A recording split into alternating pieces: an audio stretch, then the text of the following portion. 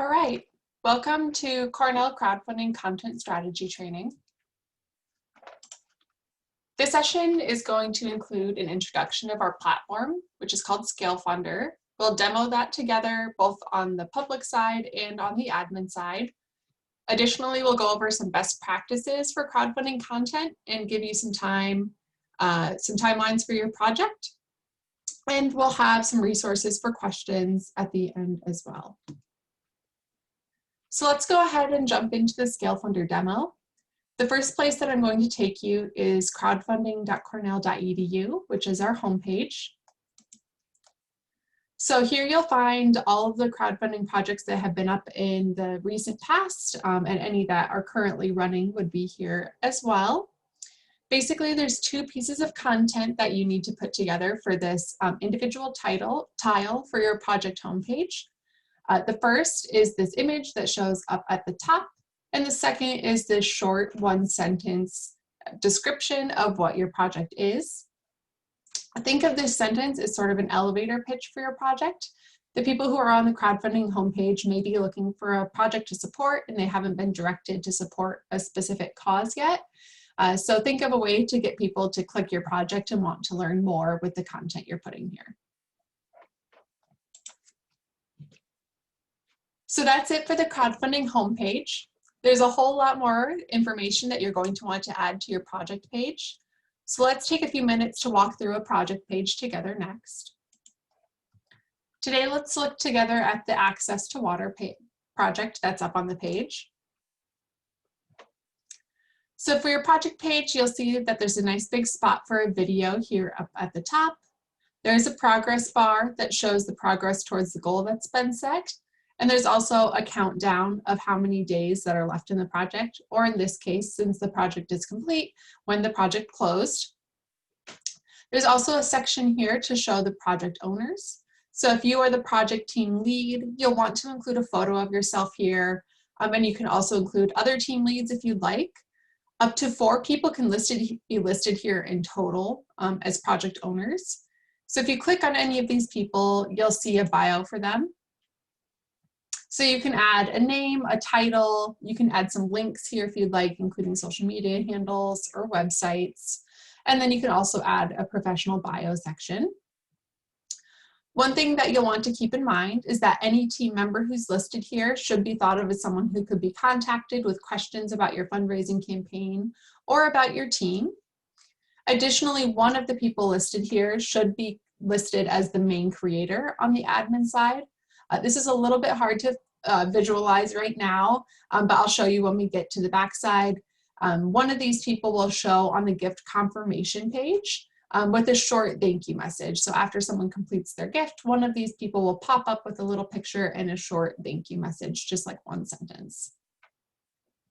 If you don't have anyone on your team that makes sense to be the project owner, you can choose to make your organization the project owner instead. In that case, you just upload a logo in place of a personal image, and then you can just add some information about your team rather than information about an individual. Your project page also includes these social share buttons by default. These are automatically populated for you. There's nothing you really need to do with those. Every page also is going to have a lot of donation buttons. So since this project is not live, you'll see that they're grayed out. But when your project is live, all of these contribute buttons down the right-hand side of the page are red. And additionally, there will be a big red button that says support up here on the right side of the page at the top as well. The next couple of pieces of content that you'll need to work on before your page goes live are your long description. So to complement your video, you really want to add a longer description of the project. It's really important to make this clear for people who are just skimming through. So adding headers and breaking up the text with images can be really helpful for people who are just trying to get an idea of what your project is without having to read everything in really close detail.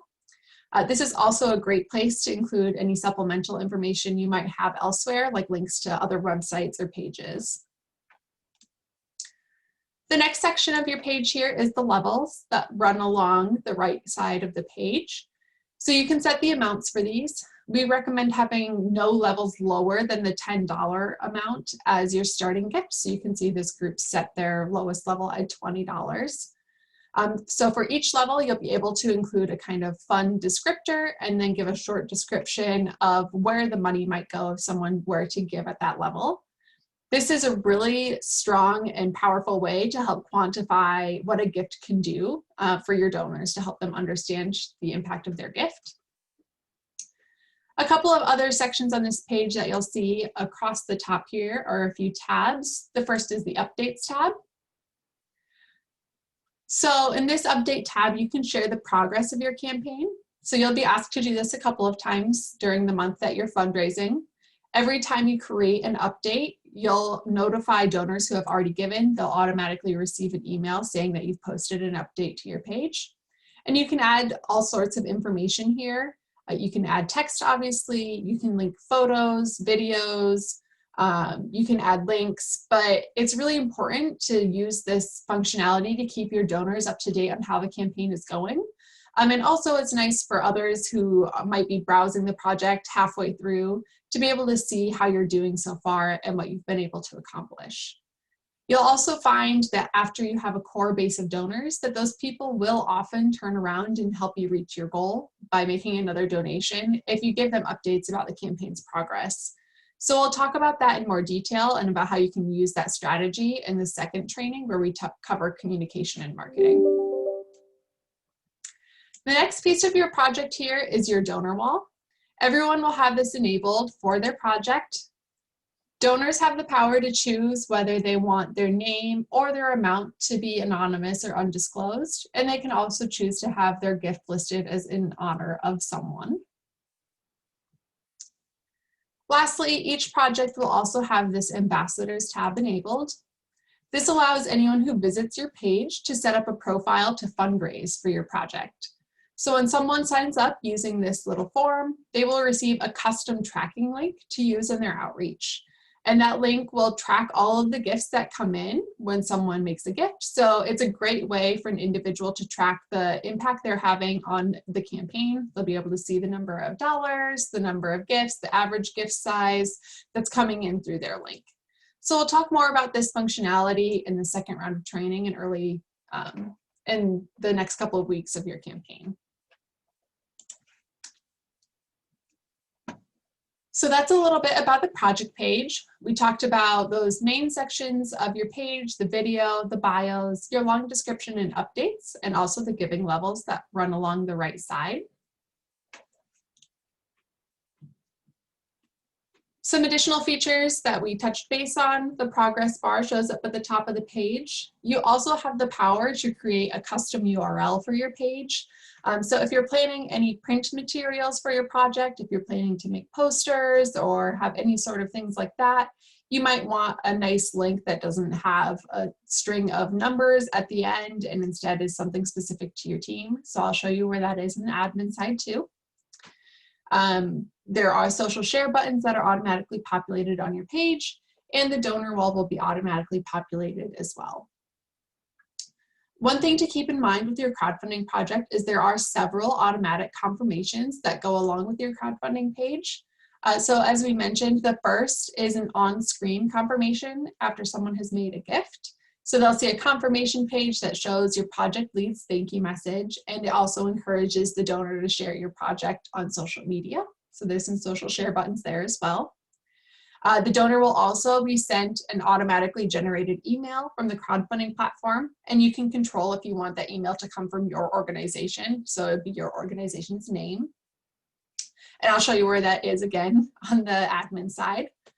Then later, after the gift is fully processed by Cornell and in the system, the donor will receive official tax documentation for their gift and any other official communications that might be tied to their gift, depending on where the gift was designated to.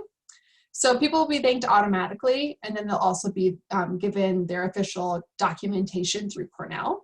And we'll talk again in the second round of training about the stewardship that they should get from your group as well.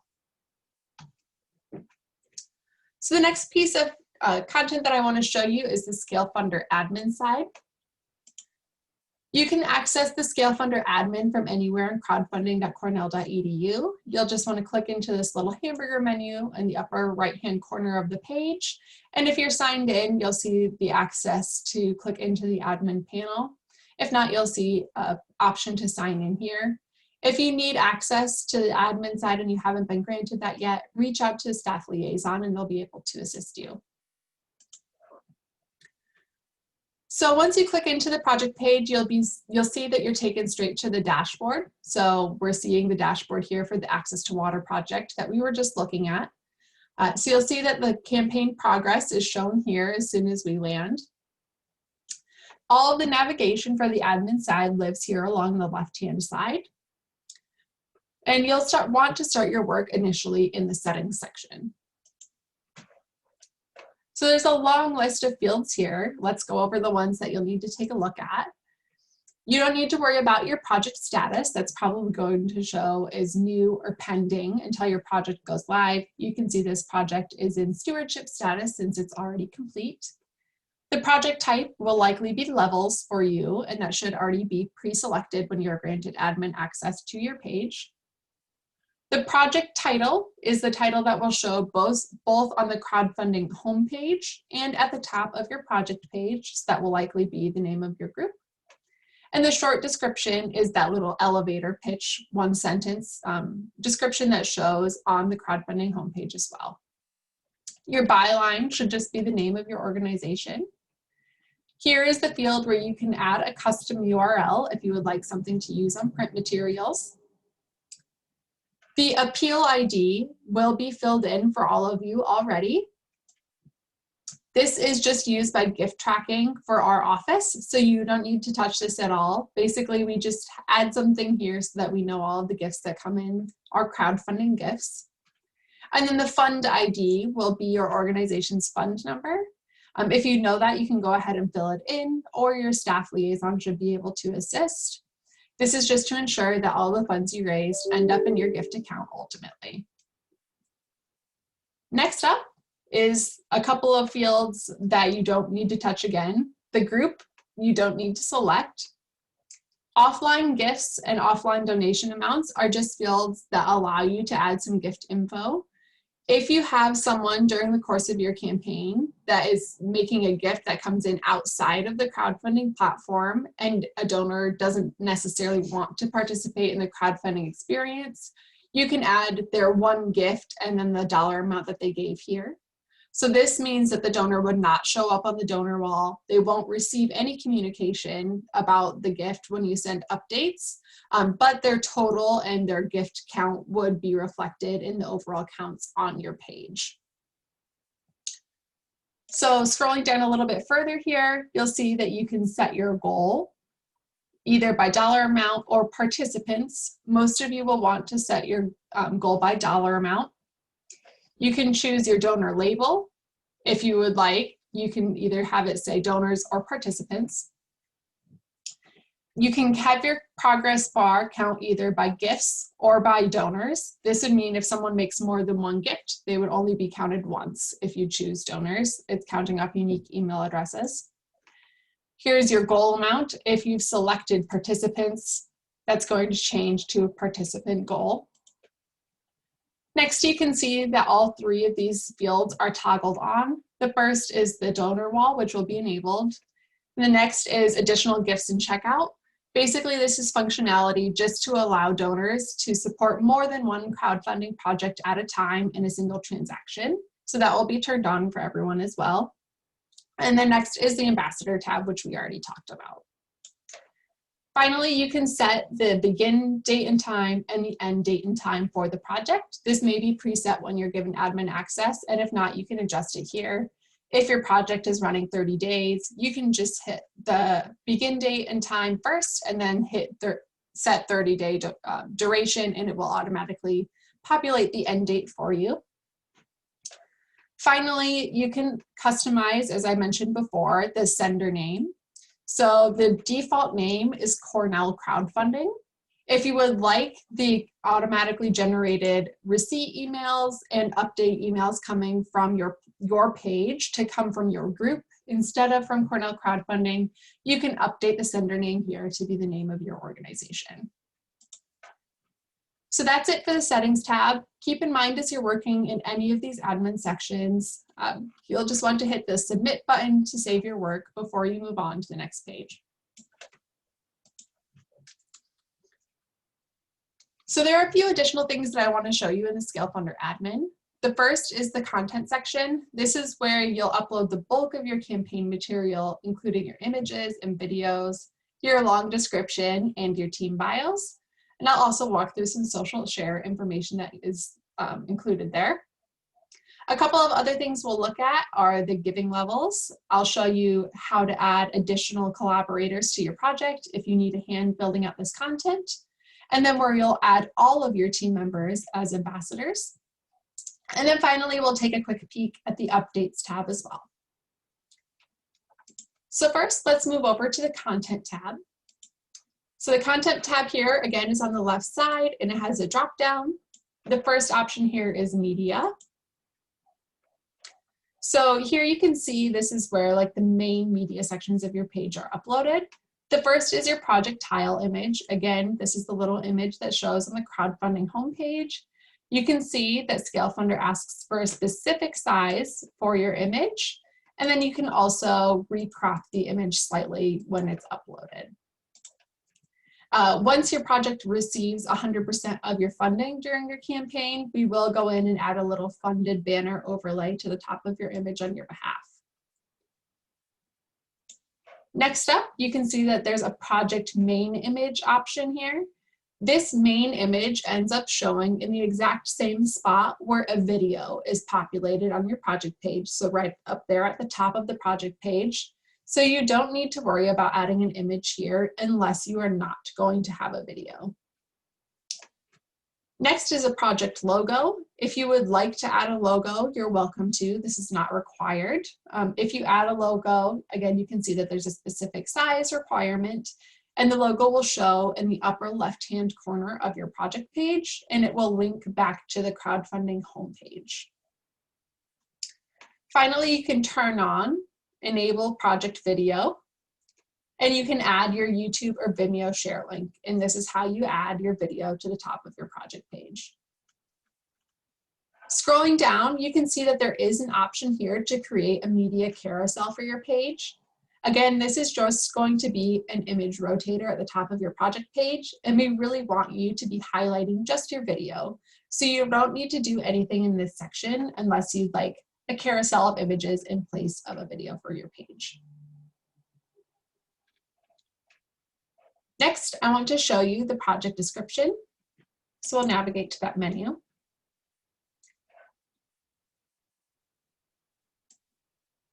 It's pretty simple here to edit your project description. You can see you can add a title to that section, and then you can go into this editor. You can drag it out and make it larger to see what you're working on. There's a nice little editor here up at the top to customize your text and your styles. One thing to keep in mind again is just to make this section as easy to skim and read as possible. So think of that as you're working on this and think of the donor experience. As you're working, you can again save your work, and on every page while you're working in the editor, there is a little preview project link in the upper right-hand corner where you can take a peek at your work and make sure the formatting is coming out like you expect. The next section in the admin here is the bios. So to add a new project bio is super simple. You'll just click to new project bio. You can enter a name and a title for the individual. And then once they're added, you can click in and see that you can add a whole lot more information about them. So a photo, the name, an email address, and then several links are possible, a thank you message, and a bio. As I said before, one person needs to be identified as the project main creator or the lead. So if we take a look at Alana's bio here, we'll see that she is tagged as the main creator. And that means that Alana's thank you message is going to show up when someone completes their gift to this project. So however many bios you add, you can add as many as you want. Just keep in mind, only 4 will be able to be viewable at the page at one time. and one of those 4 needs to be identified as the main creator and have a thank you message in place here. The last section that we'll take a look at under content here is social. So this section really just gives you some resources for making your project look a little bit nicer when it's shared on social media. So here you can add an image that will populate when your link is shared, like on Twitter or on Facebook. You can make that tile that shows up with your link look a little bit nicer with a custom image, a title, and a short description. You can also add a hashtag for your project here. If you don't have a hashtag in place for your group that you're using already, we recommend using Cornell Crowdfunding. So that's it for the content section. The next section that I want to show you is giving levels. So it's, again, really straightforward to add giving levels for your project. You'll just click Create New Levels. You'll want to make sure that it's active, and then you'll give the level a name, a short description, and a minimum donation amount. Again, we recommend that you have at least 5 levels active on your project page, with the lowest being at least $10. So you can see that this page has several giving levels active, ranging from $20 all the way up to $10,000. Moving next to the collaborator section.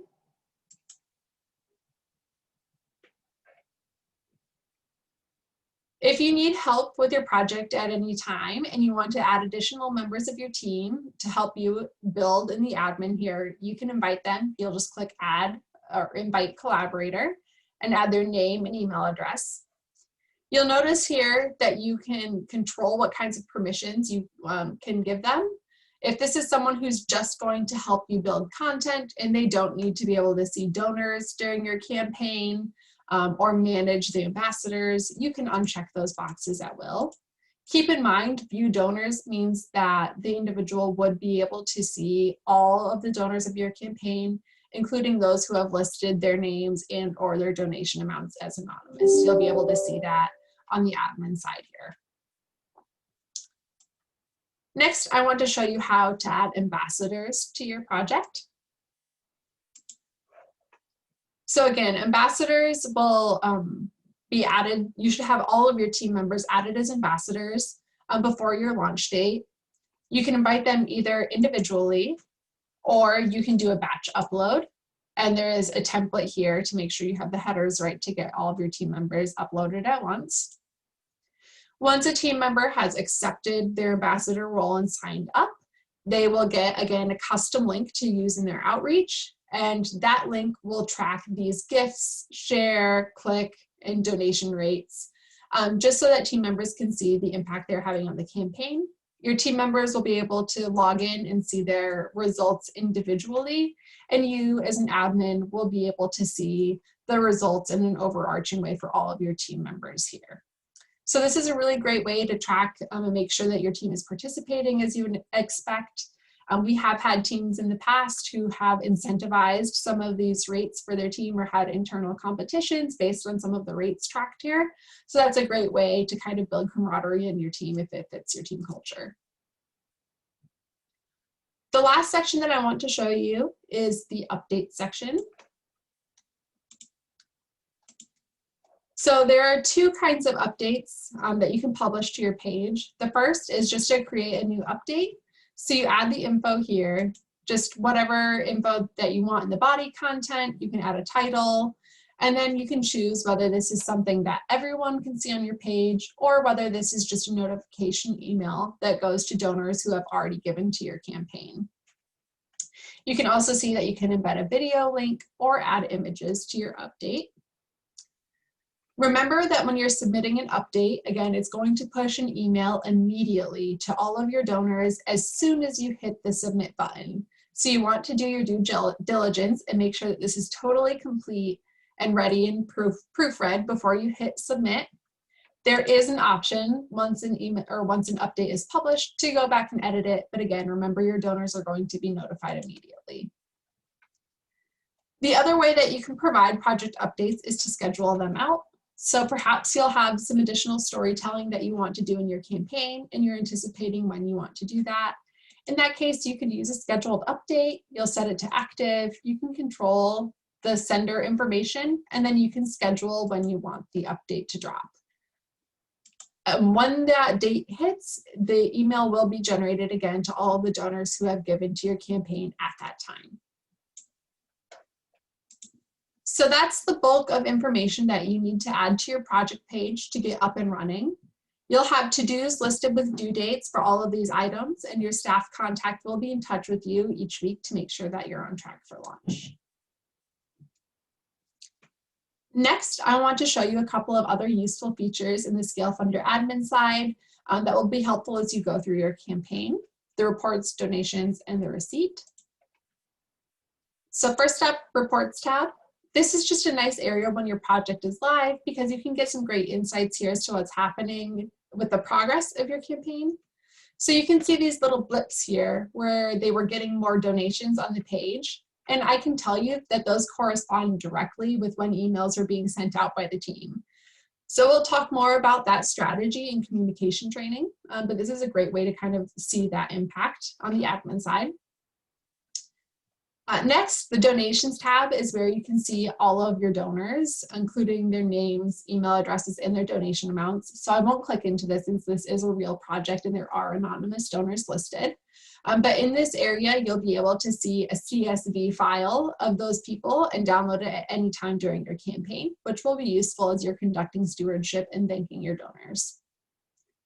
Finally, the receipt tab is where you can view your project's automatic receipt that's generated when someone makes a gift. The language here doesn't need to be customized, but you can customize the sender name and subject line for this if you'd like and make it match your group.